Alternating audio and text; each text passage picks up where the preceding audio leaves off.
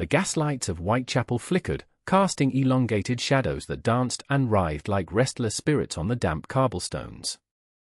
A chill wind snaked through the narrow alleyways, carrying the stench of coal smoke, stale beer, and something else, something acrid and unsettling that clung to the back of my throat. I moved through the throng, a phantom in the flickering light. The crowds were a shifting mass of weary faces, labourers returning from grueling shifts, hawkers peddling their wares, and women with hollow eyes and pinched expressions, their survival a daily battle against the unforgiving city.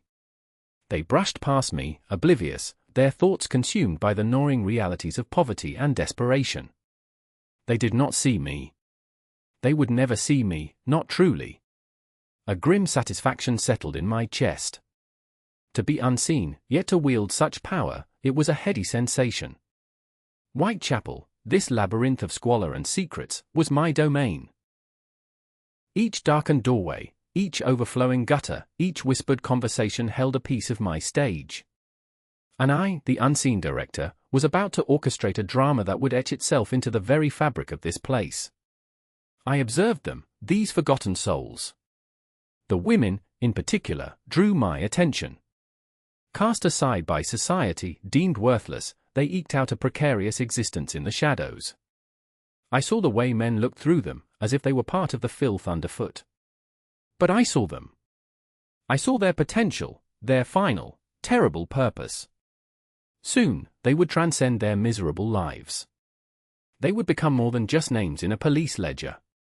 They would be immortalized, not in life, but in the stark artistry of their deaths.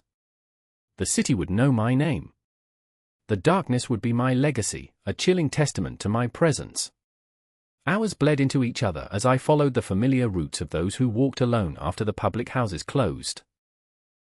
The rhythm of Whitechapel at night was a morbid symphony, the drunken laughter spilling from doorways, the muffled cries from darkened rooms, the rhythmic clatter of hooves on the paving stones. I was a silent conductor, moving between the discordant notes, my senses heightened, my mind sharp. I catalogued them in my mind, each face, each weary step. Who was vulnerable? Who was desperate enough? Who possessed that certain fragility that marked them as a suitable subject for my work? The anticipation was a slow burn, a fever that simmered beneath my carefully constructed facade of normalcy. I longed for the release, the moment when the blade would meet flesh, when the fragile boundary between life and death would be irrevocably crossed. Soon. The thought echoed in the silence of my mind. Very soon.